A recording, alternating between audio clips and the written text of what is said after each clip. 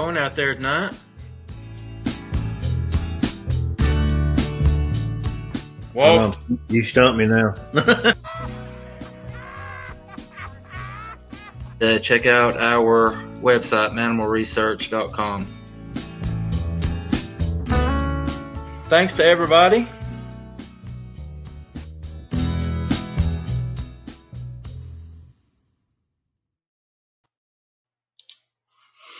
Hello. How's it going out there tonight, everybody? I want to welcome everybody to another episode of Mannimal Research. I'm joined tonight by my partner in crime, Mr. Derek Jasper Walls. How's it going tonight, buddy? Hey, man. What up, everybody? I know y'all miss me. Yeah. Well, don't get ahead of yourself, buddy. But you're a little bit under the weather. Well, what's going on with you? I'm not. I mean, I'm not sick, but I'm just hurt. My match kind of caused me to do a move and twisted wrong, and I tore a muscle from the rib on my lower side. A little known fact about our boy Walls, he is a wrestler. He goes up and does some wrestling from time to time. Been doing that for a couple years now. So yeah, a lot of people don't know that about you, but you do that on the side. Yeah. That's up Long Island there. All right. Well, we'll get all this out of the way. I want to ask everybody to, if you haven't done so, hit that subscribe button. We sure would appreciate your support. It goes a long way, guys, and we appreciate it. So hit that button if you don't mind. And also, check us out on MannimalResearch.com. You can report your sightings there, talk about what's happened to you, and get some information about doing some research yourself, maybe becoming a member of Mannimal and getting out in the field with us, or starting your own team maybe under the Mannimal name, getting out there and trying to learn a little bit more about these things. So yeah, go check out MannimalResearch.com. Also, we are on Facebook just like every other living, breathing soul in this world. We have a group on Facebook, so check us out there. It's Mannimal Research on Facebook. So yeah, guys, we'd appreciate that. All right, we not long ago we talked about the expedition that we went on with Old Bear and Janice Carter and Ninja Dave. First off, I want to give a shout out to Old Bear and tell him hope everything's going all right with his daughter, and we are still sending up prayers for him. So yeah, I want to do that, and also you and I are going to be interviewed by Old Bear, I believe, on the 6th of November. I think it's a Friday night. You and I are going to be interviewed, kind of like what he had planned to do when he came down, and got the news about his daughter, and that was interrupted. So we're going to do it our normal way. He's going to interview us that way. But yeah, I wanted to show a couple of these pictures from the expedition. Well, you got them up? Got some up? Yeah, I got a few of them. There's one of that's nothing special. It's just our thermal. That's some good-looking Squatches right there. Yeah, it is. There's you and Janice's daughter in the camp. There's our two camps combined. Here is that structure that we found over at Ray and Tanya's house. It looks like maybe the beginning of a teepee. I don't know. I mean, you can look at this, and especially in person, and tell that looks to be man-made or something made it. It doesn't look like a natural occurrence. And then right beside this, we saw this little X, which we thought was odd. It was right. It was probably about 10 foot away from it, off to the left from where we were standing. And this whole thing was probably about 4 foot, wouldn't you say? Those are a Yeah. couple of 4-foot sticks X Oh yeah. together. Yeah. Yeah, don't know why they were there. They were just It's placed up that probably way. one of the best ones we've seen. Yeah, that was a really good one. Those sticks were actually driven into the ground. Those weren't trees that have fallen. Somebody stuck those sticks into the ground and crossed them like that. So that was really cool. There again, we found that at Ray and Tanya's house. Have you talked to them since we been up there? Briefly. Wondering if they had anything else happen. Well, I left my bag up there. Of course you did. Yeah. He called me and told me about that. I was like, oh God, but I'm gotta get by there again and pick that up. And We need I've to go looked out for 'em, there one day, but have a look around. I haven't. She's been kind of busy. She's feeling better. She has been Good. feeling a lot better. So Yeah, that's something we didn't tell our audience that Tanya actually she has cancer and she wasn't feeling real well the night that we were out there. Janice did something. She gave her. I mean, I don't really want to get into it a whole lot. We've got Janice coming up on the 50th. We'll talk to her then about what she did for Tanya. But it's cool to hear that Tanya's feeling better. That's awesome. yeah, she's feeling a little better. And like I said, I've only talked to them briefly. I haven't really got in the point going, hey, bugging them and going, hey, does anything happen? I want it to kind of just to boil up, let it build up and see, leave it alone. So they kind of 50-50 of saying, I don't want it to be make believe, and then I want it to be true in a way. I don't know if that makes sense. I want it to be just right. Yeah. Well, all right.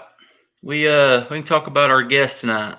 We got Mr. Pat from Squatch Talk that will be coming on tonight. He is our guest. He actually filled in for you last week. We had Long Island Bigfoot on, Mr. Mike. He came on last week, and you had to work late, so Pat filled in, and Pat has agreed to fill in from time to time when one of us has to miss the show, so that works out. It's just easier to do with a couple of people. It's hard to do. It's hard on one person to read all the stuff and keep up with everything. Like right now, we have 41 comments, and I haven't been able to look at any of them. We're only 8 minutes in. So, it's easier to do with two people. So Pat's helping us there, and I appreciate it. But Pat has also had experiences himself. He's had a couple experiences with Bigfoot, and he's got something that he's going to be working on, and it's cool. Hopefully he's going to talk about it. Some research that he's going to be doing. Don't know if he can get it going this year. It might be next, but we'll let him talk about it. But it's a great idea. I know others have had this idea, but yeah, he's going to talk about it here in just a little bit. And if you're ready, buddy, we'll bring him on. Yeah, I'm just keeping up with the comments on both sides here. All right. Pat, what's up, buddy? Hey guys, how you doing tonight? What's up, Wayne? Good. Doing well. Doing well, buddy. Yep. Yeah, we talked you up a little bit. Told about. Oh, first off, is tell us a little bit about you. What you do about Squatch Talk. You run a group on Facebook. Talk a little bit about that. Yeah, I just recently started the Squatch Talk Facebook group, and it's based off of the podcast I started about 3.5 years ago with my buddy Ernie, who was at the time co-hosting it. And I just, one day I was like, hey, man, let's do a podcast, and he said, yeah, sure. Let's do it. And let's keep it topical. Let's not do encounters. And I was like, yeah, that sounds great. And so we did. We just started a topical discussion. about different topics you might come across in the Bigfoot world, and it worked out great. But we didn't do it very much, and we kind of ran out of stuff to talk about. We had a few guests, and then it just kind of disappeared. And then I brought it back last year and started doing it because now even in that time, dude, the technology is like gotten way better with StreamYard or Zoom, whatever platform you want to use. I mean, when I started Squatch Talk, we were doing it on Google Hangouts. And that's not even around anymore. Yeah. So yeah, it was audio only, and it's interesting to go back and listen to some of the audio discussions we had. But yeah, that's so that's kind of what brought me back. And now I cast regularly, whether it be on our casual show we do on Friday nights, or my own Squatch Talk shows that happen every now and then, or being a guest or a sit-in, or so. I was on a show last night actually. So yeah, but cool. So yeah, it's really grown, and I'm glad to be a part of the discussion wherever I could be.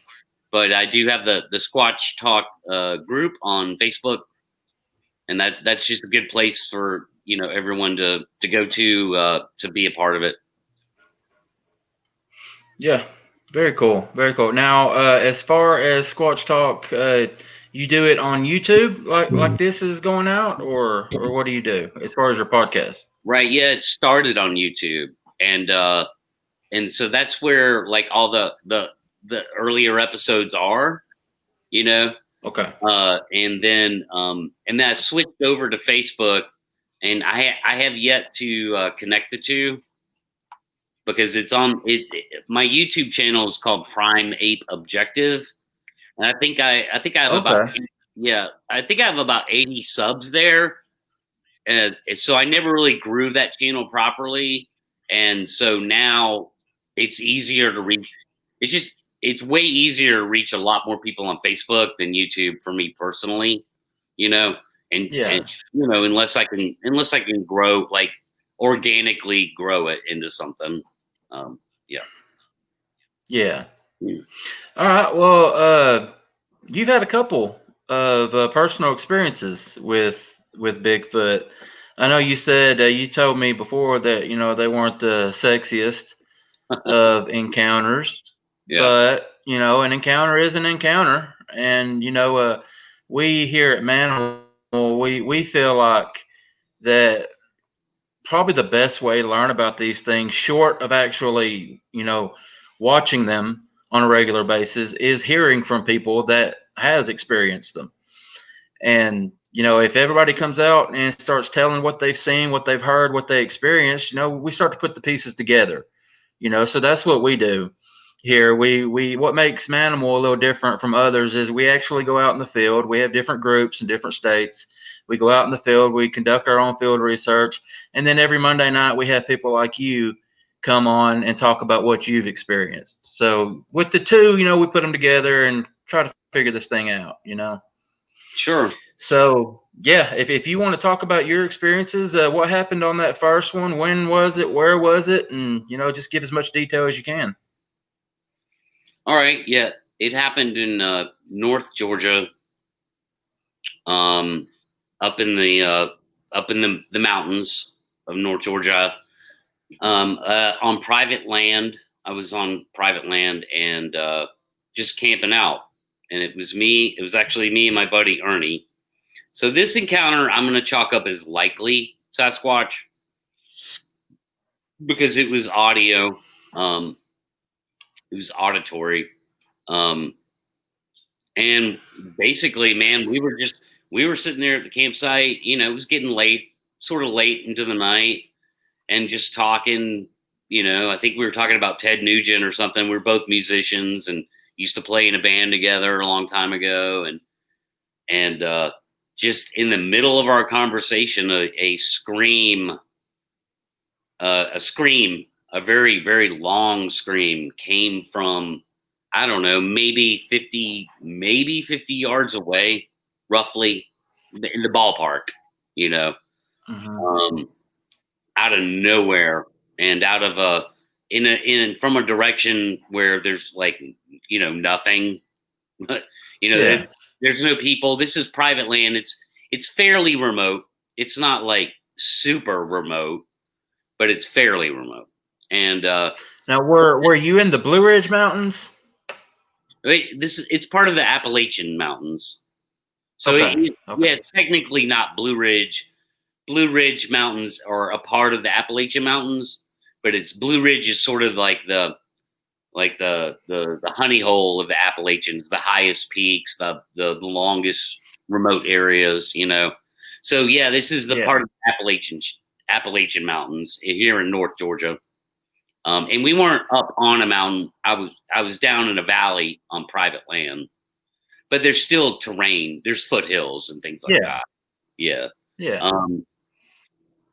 Yeah. So this scream just, it started out real low actually. And, at first maybe I thought it was a couple of yotes, but then it quickly started going up and then turned into a loud scream, which I've been able to find on the internet a couple of different things that sound like it. But it was definitely a scream, and it had to have been 20 to 30 seconds long. So that, that's big. Yeah. That's what I said. Like, it was big lungs. It wasn't short. It wasn't 5 seconds, 10 seconds, man. It could have easily been 20 seconds, maybe 30. So it just went on and on and on and did this uptick from low to high, and then finally just abruptly stopped at a high point.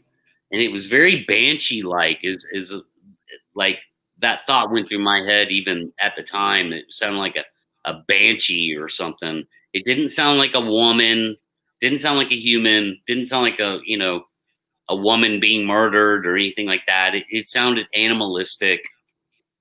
And I can't match it to any known animals in Georgia. I can't.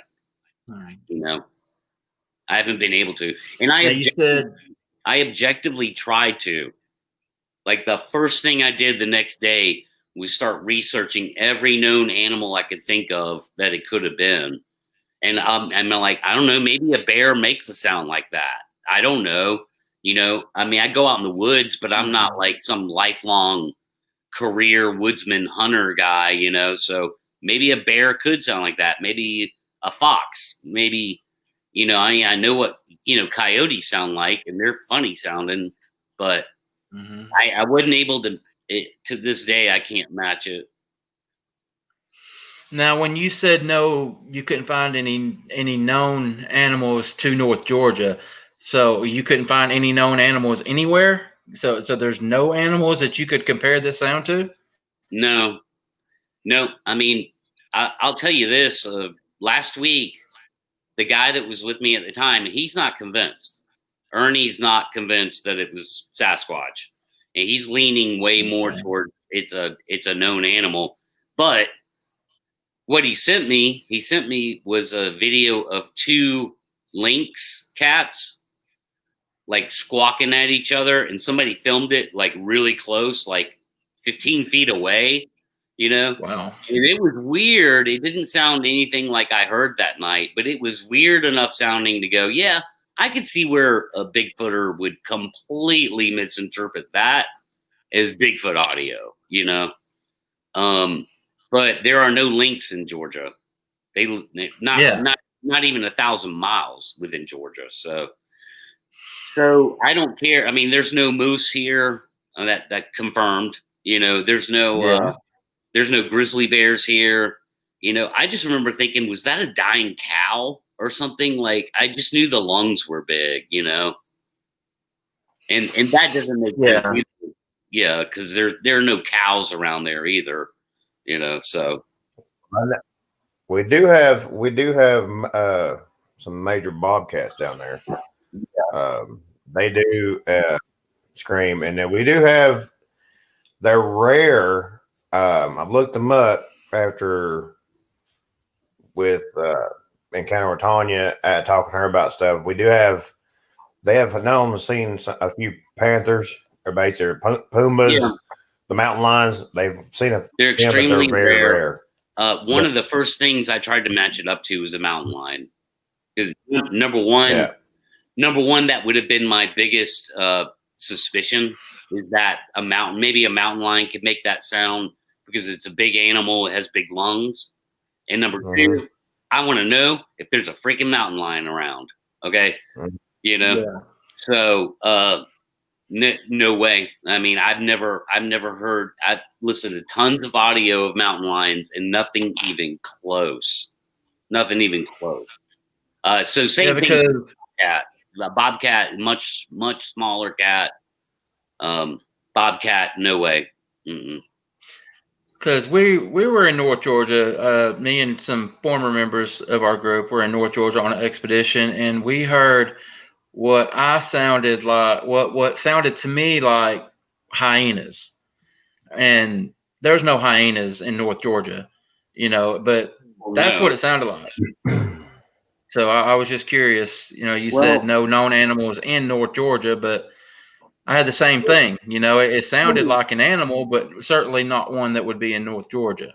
Well, I'm sure, like, Wayne, how much experience do you have with coyotes?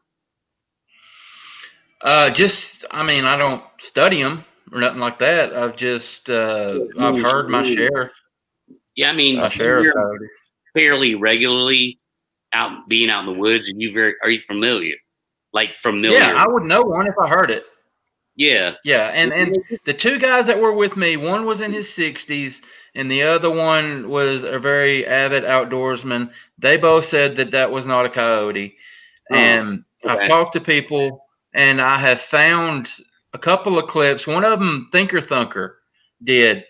It's the one on the Indian reservation where the guy's filming himself, and you hear this thing that sounds like it's laughing in the background.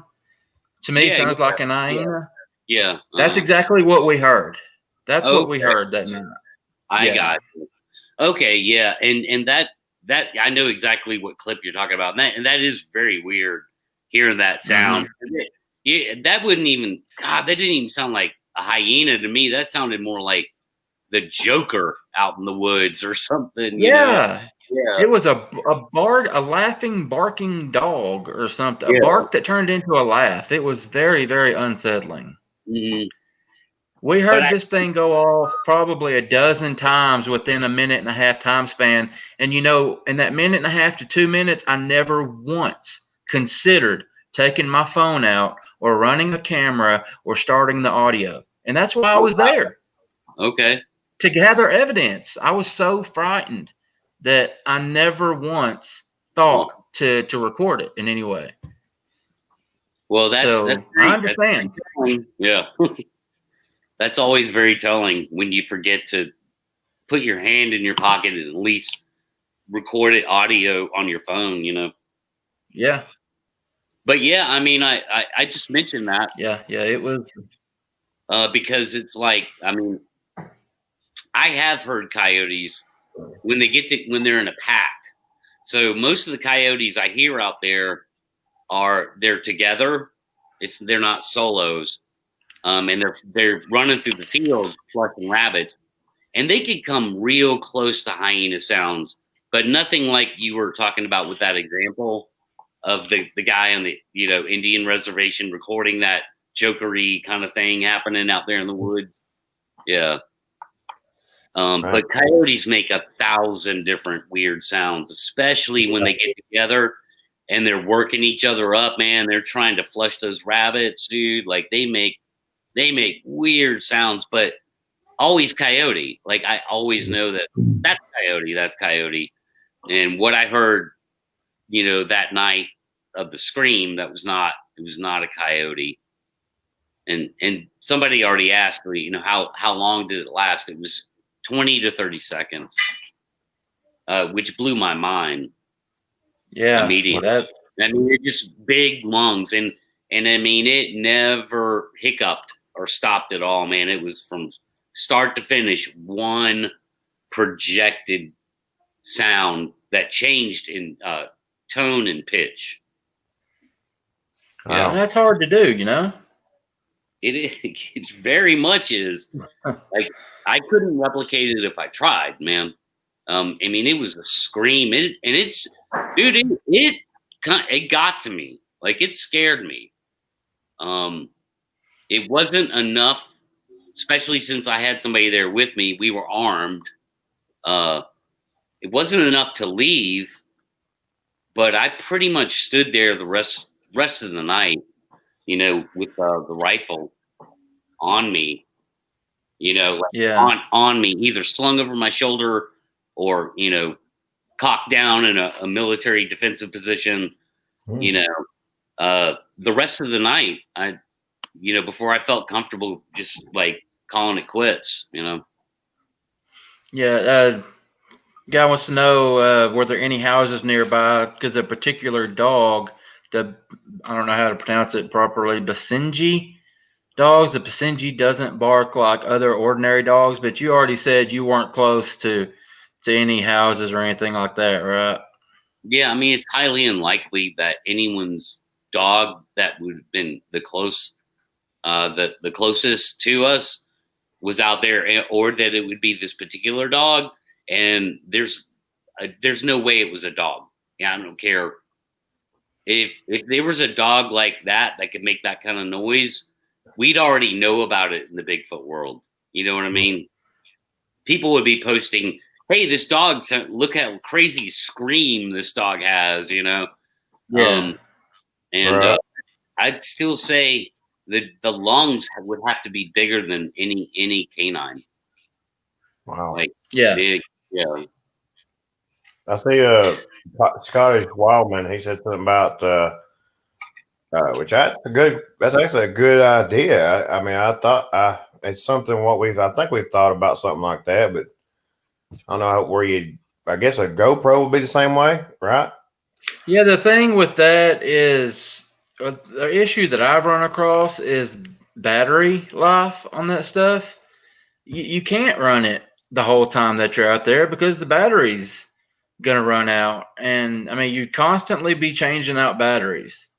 So I mean, yeah, I mean I don't have an actual GoPro. Maybe I mean they're really expensive, but maybe the battery life on those are better. Maybe you can get 8 or 10 hours I on guess it, but you'd have to get something like a police issue that like they'd use. like a body cam. Yeah, because they only turn theirs on when they're doing something. So then I mean, you've seen them last for how long they need to. So that's a Yeah. good idea. I mean, that is a really good idea. Yeah. So with me, Well, this was probably about 10 years ago or so. Yeah, roughly 10 years ago, and I was just out there camping, man. I wasn't like, me and Ernie might talk about Bigfoot around the campfire, but we weren't there. We were just camping, having fun on private land. that's not why you were there. Yeah, so I never had time, like, even if I wanted to or thought about it, I couldn't have recorded it at all. The best I have to offer anybody is there's a couple of examples on the internet that sound very similar, and that's it. I can play those and go, that's pretty much what I heard, Wow. Okay, when was this? You said about 10 years ago? Yeah, roughly about 10 years ago. Okay, that was your first encounter. Now, Yep. how long after that was your second encounter, and were you out looking for them this time? I was not out looking for them. And that's Okay. ironically enough, that's a trend with me. That's a thing with me, right? Until what we're going to kind of do in a little while here, because that script is going to flip, right? So I wasn't out looking for them. I was camping. It was beautiful October weekend in Georgia, perfect camping weather. And usually I do my camping from fall until spring. I don't like camping in the summer. So when I call it, it was the first trip of the season, that's my camping season, fall to spring. Like I'll camp in the middle of winter, I don't like camping in summer. So, so this was several years later. So I'd say about 6, probably not even 6 years ago, like more like 4.5, maybe 5 years ago. So it's several years later after the scream, in the exact same spot, exact same private land, the cool little campground we have there. We call it Camp Apache, you know, exact same spot. Wow. And, and by the way, this area is what you would call the general area. It's in White County, Georgia. Is the most hot spot in Georgia. Like yeah, that's almost close to bottom side of Cartersville, back above it. Yeah, White County. I know where he's talking about. Yeah, White County. So this is near Helen, Georgia. Helen. Yeah. Okay. Like Carroll, is Carrollton, is Carroll, Georgia, something like that? Is there? Am I saying it right? Carroll, Georgia. Carroll. I'm not sure. Yeah, I'm not either. But I've heard of White County. There's a lot of activity up there. Yeah, there's a lot of reports. I mean, even if you just go on the BFRO, the amount of reports in White County is like way more than any other county in Georgia. So this general area, man, there's been a lot of stuff. So it's a beautiful October weekend. I remember that clearly. It was my first chance to go camping in what's my camping season. Perfect weather. I'm excited. I get out there, and at this point, actually, my buddy Ernie had built himself a cabin, which he still lives at, like a very homestead, off the grid cabin nearby, maybe 150 yards away from this campsite, right? And I get there, and the first, I don't tell all the details very often, but I'll just kind of run through them real quick. The first thing that got my attention is I had to cross a creek. There's a creek crossing to get to the campsite. So I have to carry all the supplies over. I carry the first supplies over, and right before I get to the campsite, there's a area where there's tall grass still from, a little bit of growth left over from the summer, and it was all bedded down in like a 200 square foot area. Just all this grass is bedded down, and we don't ever see deer up there. They're real sketchy around there. We don't see packs of deer. I've never seen one deer up there, but I can look outside my back door on any given day and see a deer here where I live. And this is about 20 miles away. So that bed down area was very bizarre. It caught my attention. I didn't know what to make of it. And I even took pictures of it because it really freaked me out in a way. It at least stopped me in my tracks. I'm like, this is not right. There's no, and my thought, I was thinking, there's no way 20 deer were laying here. Because we don't ever see them, man. They're around, but we don't ever see them. And so that was one thing that happened. And then later on that day, basically I stepped away from camp to get some firewood, and I heard chimp chatter off in the distance. So like where I was here and camp would have been in the middle, over here was this chimp chatter on the other side of camp. And it was just far enough away that, I couldn't tell. I kept flopping back and forth in my head. Is that a barred owl? So I wasn't close enough to it to actually go barred owl or not. All I could tell you is that it sounded like chimp chatter, and it's the middle of the day. So these things just kind of added up through the day, all these weird little things. And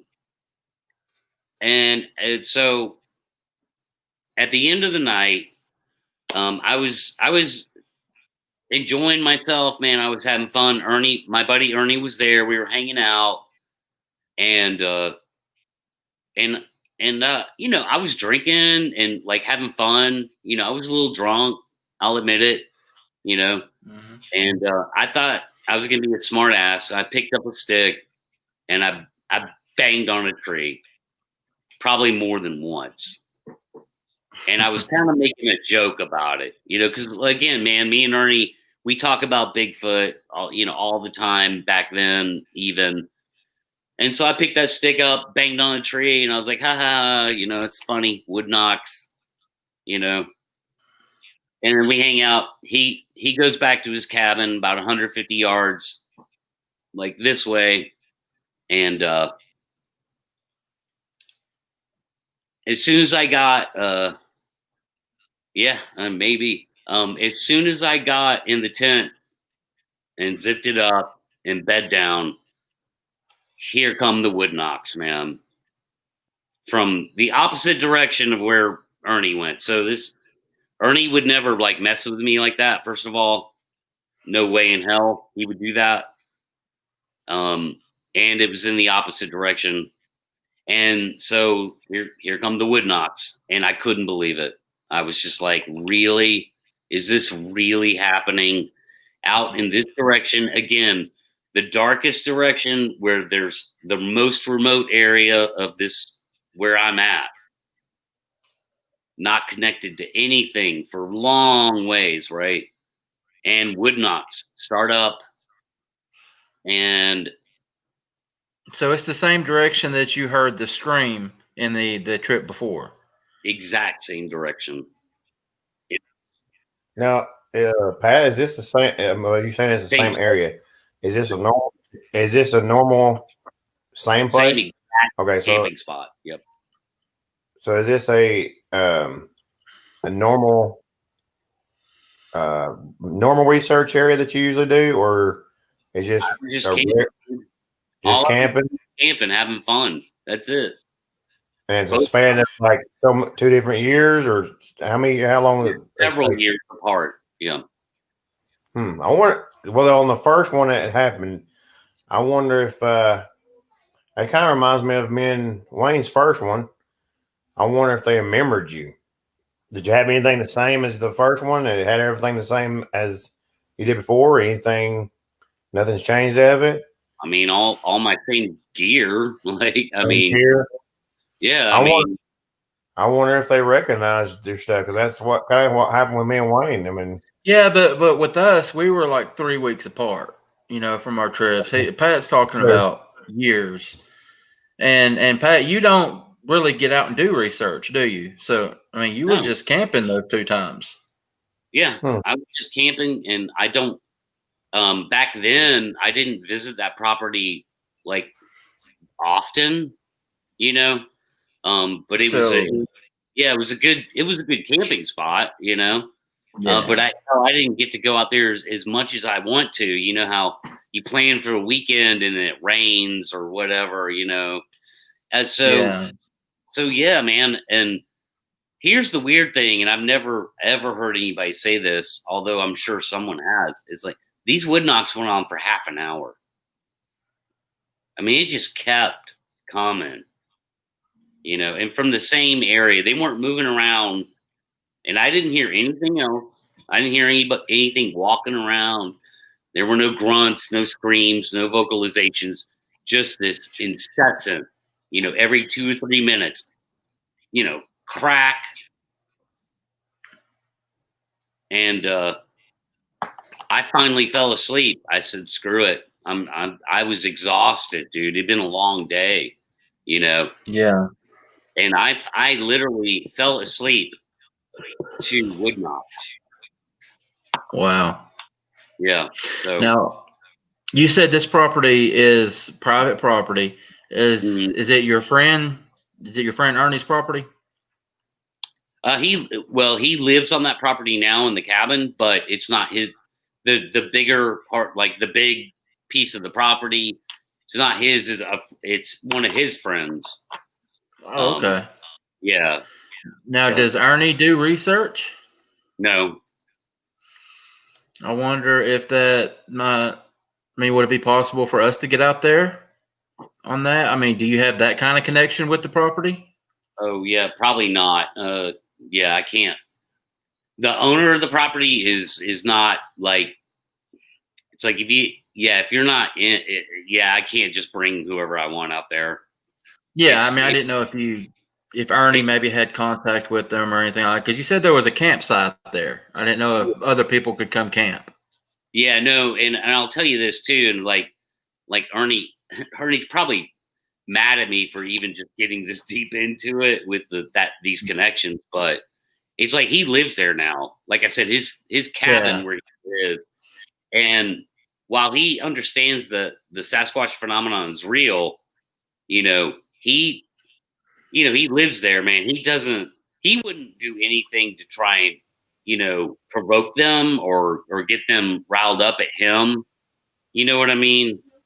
It's sort of like live and let live. So we don't, to this day, dude. I will never go there and go looking for them or anything like that. Like, it's like if they're around, they're not really making their presence known that much. Okay. Because he's never had one incident ever. He's been living in that cabin now for like 5 years. So that's cool. That's cool. You got a question from Robert there, Wayne. It just popped up. Yeah, nothing. And, Yeah. and that's the way he wants it, man. I mean, him and I talk about this stuff all the time. Where the last thing he ever wants is some cabin slap in the middle of the night, man. He's there out in this remote area all by himself, dude. And last thing he ever wants is to have to deal with Sasquatch running around a cabin in the middle of the night. And we can I can't say that I blame him. Yeah, and dude, Ernie's he's a badass, but still, it's like, I mean, he has black bear come around all the time around his cabin. So he has no problem going off right out onto his porch and shooing any black bear away that's near his cabin. He has no problem doing that. But Sasquatch is a different thing, man. Well, maybe might be why they don't bother him. No, they might have a mutual respect there. Sounds like. I mean, it's like, hey, we'll just leave him alone. He don't mess with us. Yeah, that's what it sounds like. And I've been out there since.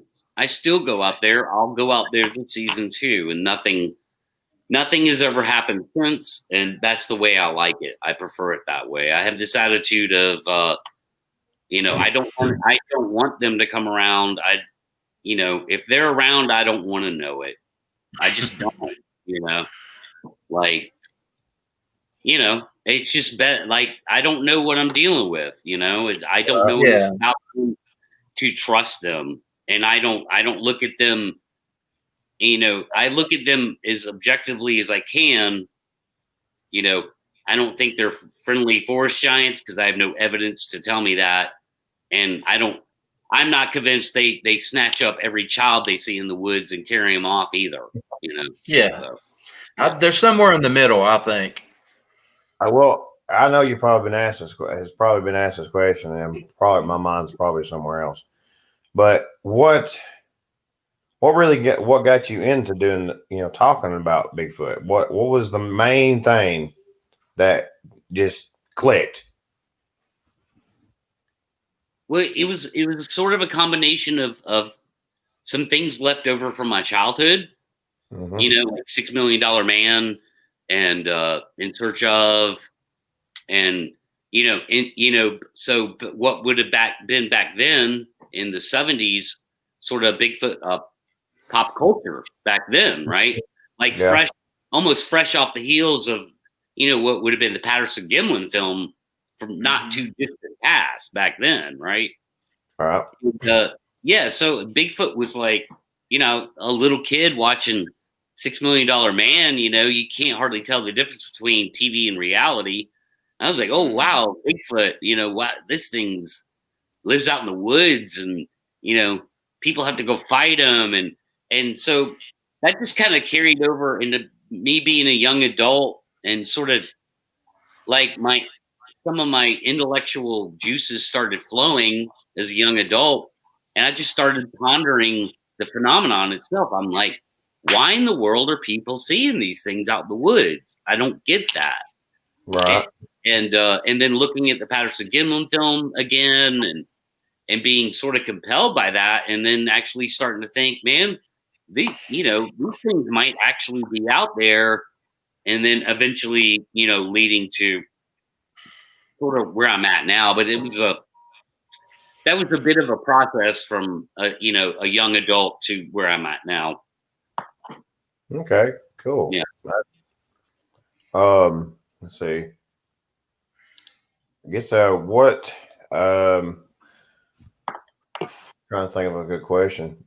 He probably been answered, but I was in search of like a recent insert. Yeah, that's my buddy Daryl Owen. He was on In Search of. Yeah. Of his sighting. What year? What year? Hey Daryl, what year? I know you've told me. He sent me the clip of it, and like I don't the have it handy, but old school episodes, or did they bring that show back or something? Or he'll answer. He'll answer here in a second. That type, but yeah, well, I mean, you truly believe in it, don't you? I mean, Brad, you truly believe there's something there. There's oh yeah, and everything. Yeah, I mean, 1992. I always try and frame it like this: is like the Bigfoot phenomenon is it's 100% real. Right. We have for whatever reason, tens of thousands of people are seeing 8-foot tall monkey men in the woods. Right. That's real. That's an actual thing. But it explains nothing. We don't know what that phenomenon is. So it's what you call a mysterious phenomenon or unexplained phenomenon. There's some likely things that are good starting points, in my opinion, that I'll jump to pretty quick, right? Like I'll go, it could be undiscovered hominid or some kind of primate, whatever. But we don't know, all we know is that the phenomenon is legit, and something was out there banging on a tree or banging sticks together around you. So that happened, that was a real thing that happened. So yeah. Okay. That's pretty good. I like that. When I talk, I don't know. I ain't got no questions anymore, man. He burnt me out. Wayne's frozen for a minute there. Is he? Let's get into what is next. Oh yeah, you're cutting in and out, Wayne. Yep. Is it raining right now? I don't think we're supposed to have any rain right now. Are we lagging or you are? We're fine.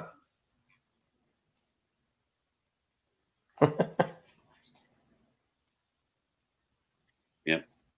I think his Wi-Fi is weak or something. Yeah, something going on there.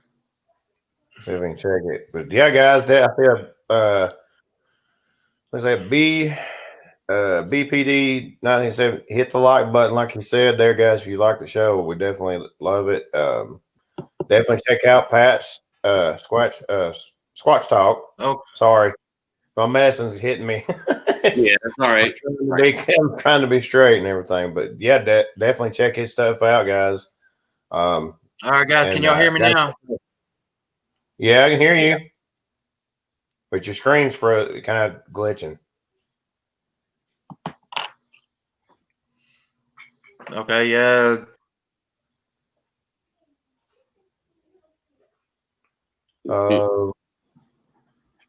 Okay. Oh, yeah.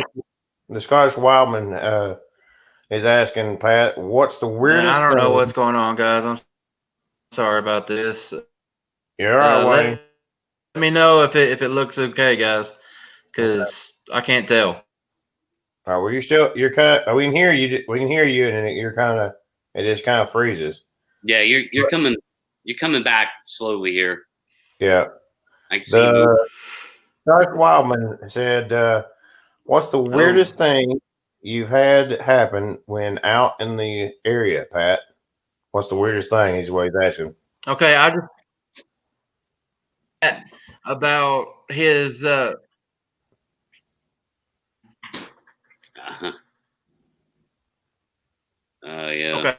okay. I don't. This is maybe insane. Yeah, I'm sorry.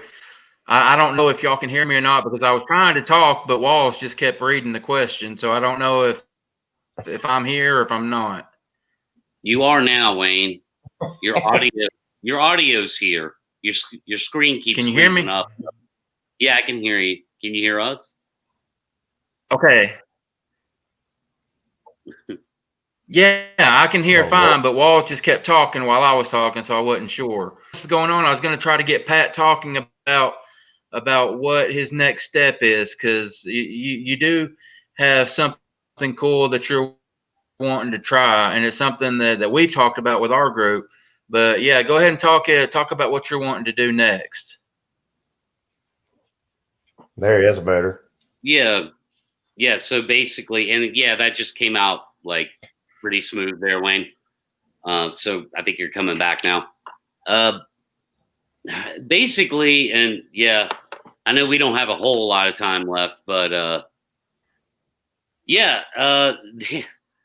So the best way to go about looking for and getting real observations on a Bigfoot is to use thermal drones. That's where pretty much everything needs to start pointing in that direction. We need as many people in different areas of the country where that's viable to do it. And it's going to yield results. All I can say is that it will definitely yield a groundbreaking results. You know, it'll blow the Patterson-Gimlin footage away, put it in the history books where it belongs. You know, God bless you, Bob. But still, you know, we got to move on past this, 50-year-old footage, and that's the best we have. And we need to observe them in the wild doing whatever the hell it is they do. And the only way to do that is with a thermal drone. It's people cannot get it done because if you get too close to them, they always know we're there and they react in the one way we ever observe them, and which is to us, you know. So we don't have any good observations on these things, and there's only one way to do that from the air. As far as I'm concerned, that's like light years ahead of anything else. So yeah, that's kind of the Reader's Digest version. I could go into a lot of detail, but it really needs to be thermal drones at night in the wintertime. You know, when the canopy is down, and also you get that nice sharp contrast between the heat signature of the Sasquatch, you know, versus the cold background of the environment. You know, it'll be a lot easier to spot them at a distance and hone in on them. You know. Yeah, this technology that's out now really needs to be utilized in this field. You know, with being able to fly this tiny thing overhead with minimal sound, and especially the newer ones, they're pricey, they're expensive. But when you throw in that thermal technology, then I mean, it could be groundbreaking, could be a game changer. Oh yeah. I mean, it will be a game changer.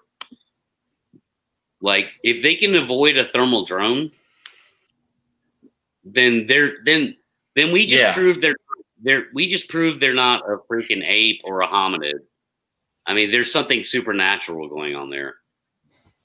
And so, yeah, this right here is the one that I'll be using. It's the Autel Evo 2 Duel, and it has a, let's see, there's just some examples of its capabilities. And right here, you can see, like, I don't like these settings, but you can see, I mean, that's search and rescue kind of setting, you know, so I would be more in the range of this kind of setting, but still, it has a 38-minute flight time, which is incredible. It can record in 8K, 38-minute flight time, and it flies 45 miles an hour. Now, is that had to be connection with the Wi-Fi, sir? Because a lot of them have be hooked at Wi-Fi or some kind of service to hook up to your phone and stuff, or is that just a regular drone that will? Yeah, it has its own connection to the remote through your whatever device, iPad or iPhone or whatever. Service, okay. And it is about a 6 mile range, so 5.5 mile transmission range, 38-minute battery life, 45 mile an hour flight speed. It's an amazing platform. I mean, this is, I tell people, now, man, Pat, now I'm just curious, what is the price tag on something like this? Because this is what's stopping a lot of people from doing this. 10 grand. That's the problem right there. It is, but it isn't. It will yield results. And this technology 20 years ago, this 20 years ago would have cost you about $500,000. So it was impossible back then. Now it's possible. 20 years ago, you would have needed it's possible. You know, you would have needed a helicopter and a $250,000 FLIR camera. All of that power, and I would say this device is even better than those platforms back then. Cost $10,000. So, you know, what's it going to cost in 5 years? Probably about $5,000, you know? But I'm sure going to try it. You know, I'm going to get one. And they have commercial applications. And of course, they're used in search and rescue as well. You know, so there's a lot of things you could do with them besides go look for Bigfoot, you know. You can go inspect commercial roofs, you know, at a pretty premium price and have that thing paid for in just 4 or 5 roofs. So, yeah. That's awesome. To me, it's not pricey at all. I was wondering about the service, because if you're saying it connects to the like a phone service and everything else, but if you're in a remote area, you don't have signal or service.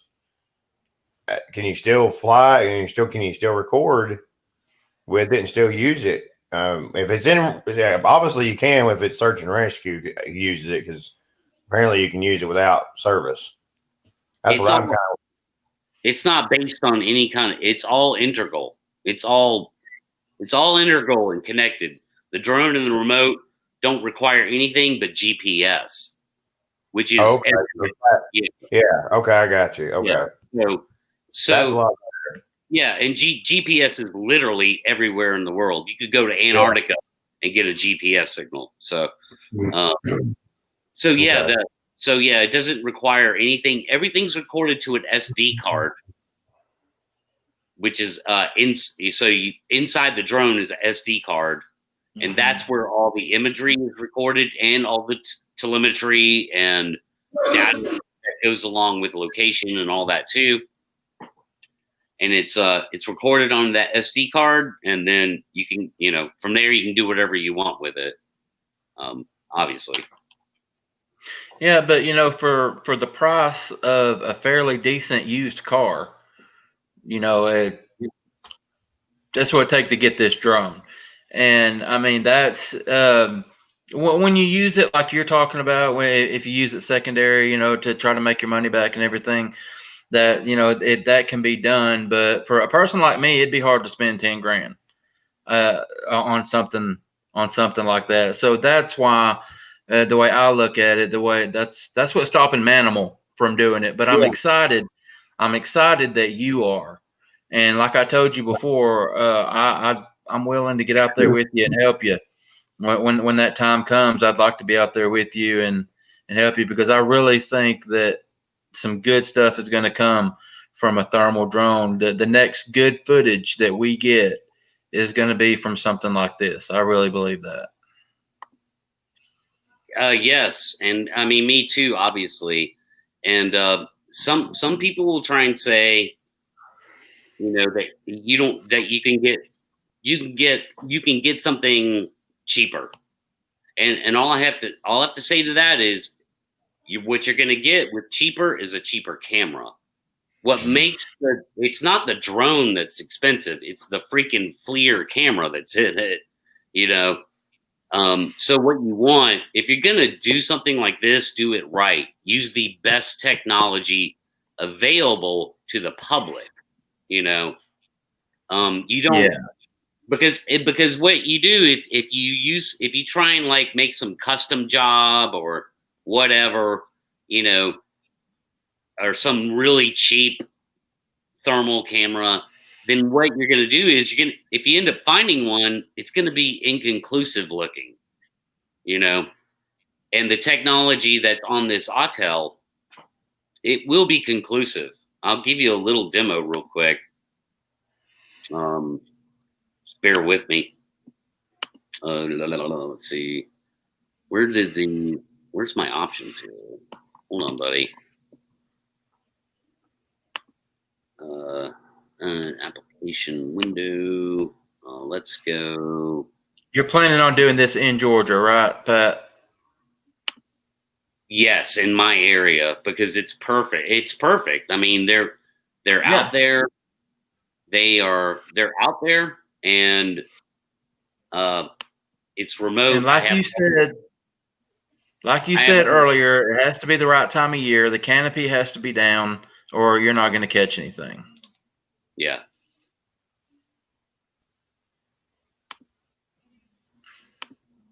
So this is a demo.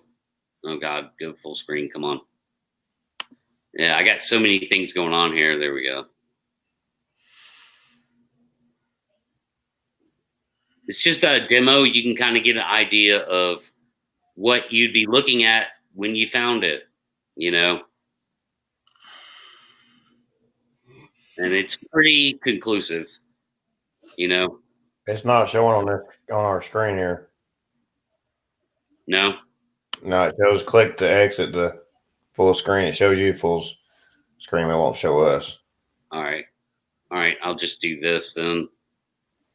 I mean, you can see. I can see, right there in the. I mean, You can see it in the video. You can see it. Yeah.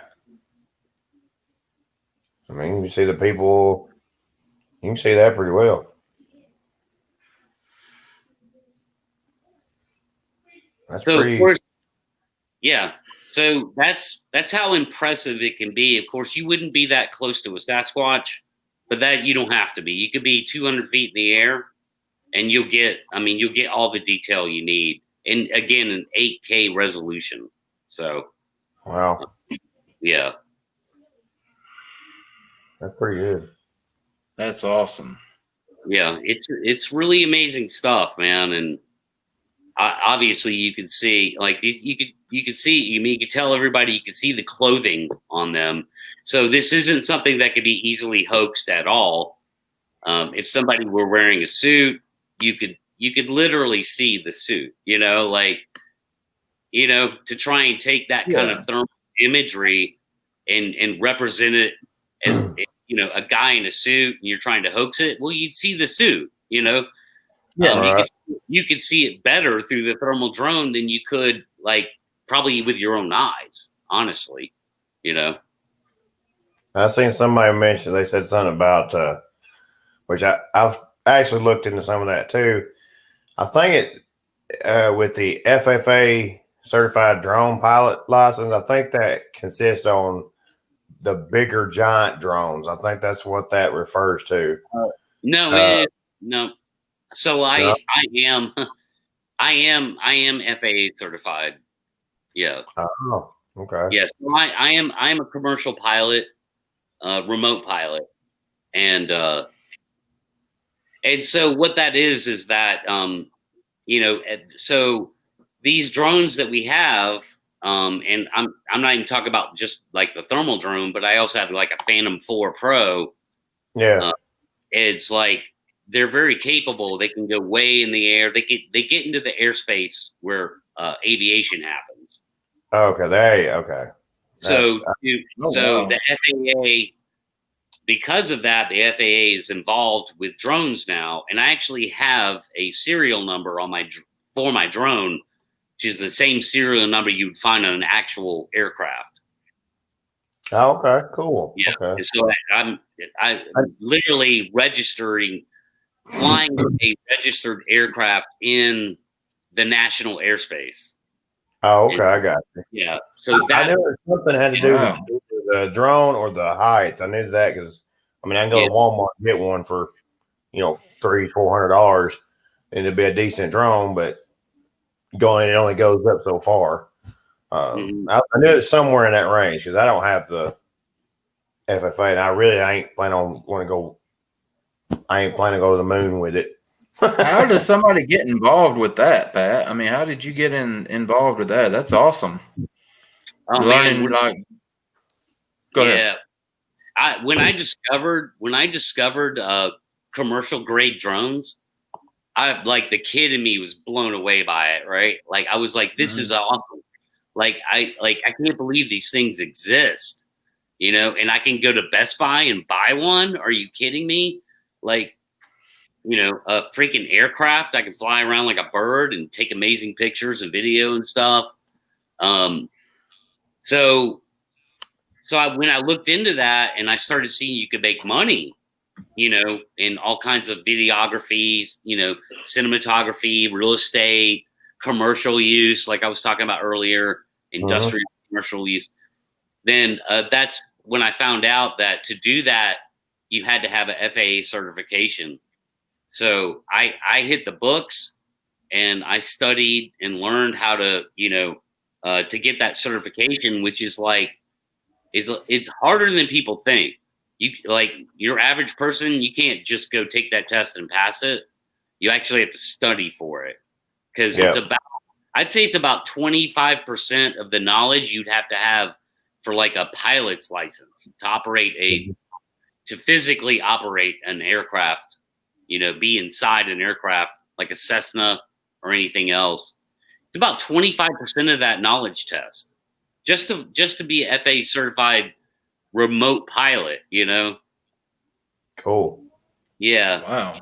And then do you have to own one and physically demonstrate flying it or what? No, you don't. It's a knowledge test. Oh, okay. Okay. Yeah. I'll show you real quick. So it's you have to learn how to interpret this. Map. Yeah. You have to learn stuff like that, dude. That's an aviation chart. Wow. Yeah. It's crazy. It's weird. It was fun, actually. I had fun because I've always been an aviation buff, so that's why I haven't done that, Wayne. That's because I would be like, what? I probably shouldn't have done this show because now the wheels are spinning and I'm probably going to get myself in trouble. here pretty soon. A new project to take on, and I'm just covered up in projects right now. But that's really cool. That's awesome. I didn't know any of that. I learned something tonight. And I mean, yeah, if I That's really cool. I'm still in mind was getting a drone, but it won't be that because I mean, as big as he's talking about, I mean, it had to be something we can use night vision or something, and maybe until we get the money up to get license and then certification. But I still would like to do still till tip into the drone thing. Yeah, yeah. We have talked about it as a group. Walls and I have nothing to the level that you're wanting to take it to, Pat, and that's what I wanted to get you on here and talk about because yeah, I hope you stay with it. I believe you will. Yeah. And I want to be a part of it if possible. I'd love to help you in any way that I could, and because, like I said, something good's going to come of it. So yeah, but anyway, guys, we're over an hour, so we probably need to wrap it up. Pat, buddy, thank you again for coming on and sharing the experiences and stuff with us. Certainly appreciate it, buddy. Heck yeah, man. That was awesome. Yeah. Thanks for having me on, man. And it definitely felt good to talk about that and start getting into that topic. And because I've been trying to put it out there in the Bigfoot world now for over a year. And I'll be honest with you, dude. At first it was just met with crickets. It was almost like the Bigfoot world kind of looked at me, and I almost felt they were looking at me like, "Oh no, we don't really want answers. That's a great idea, but we don't really want answers. We prefer a mystery." That's what it seems like. Yeah. And I'm like, okay, fine. Then I'll go get the answers. And when I get this footage, by the way, it's not going to the Bigfoot world. I'm not doing this for the Bigfoot world. They'll see it eventually, but if I get 20 minutes of an observation on the Sasquatch and it's undeniable, conclusive Sasquatch, I'm getting on an airplane. I'm flying to Idaho, and I'm strolling into Dr. Meldrum's office, plugging that SD card into my computer and going, "Look at this. What do we do next?" Right. That's it. I mean, that's the direction I'm taking it in. The Bigfoot world will see it eventually, but for a while, once this footage gets captured, it's not touching the internet for a little while. That's smart. I'll show it to you on my computer, Wayne. Do what? I said I'll show it to you on my computer. Yeah. Yeah. I don't. Well, I hope I'm there with you when you get it. Yeah, maybe. Maybe, man. I'll be in that North Georgia area, like we talked about. So I mean, we're not too far away from each other, No. Yeah, that might be the one we did here too. Yeah, Walls lives in Ringo, Georgia. He's not far from you either. Yeah. I mean, it's gonna be a little weird being out, 2:00 in the morning, man, up on top of a freaking mountain by myself. That's kind of. You don't have to be by yourself. I'll be with you. Yeah, that's what I'm saying, man. And I mean, I've got my girlfriend too. I got my girlfriend. And we've got guns, but I always say the first thing I can do is put the thermal drone in the air and look right around my own immediate area. So you know what I mean? Like, so if they're not there, then I don't have to worry about it, right? Yeah.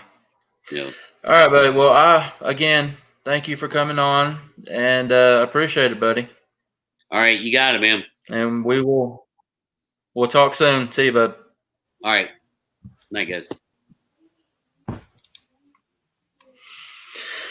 All right, man. Yeah, I've been wanting to get him on to talk about the drone stuff for a while. That's really cool. I know you and I have talked about it quite a bit, but not to the level that he's wanting to take it. Yeah, he went. That's beyond. That's beyond. That's yeah, and I didn't.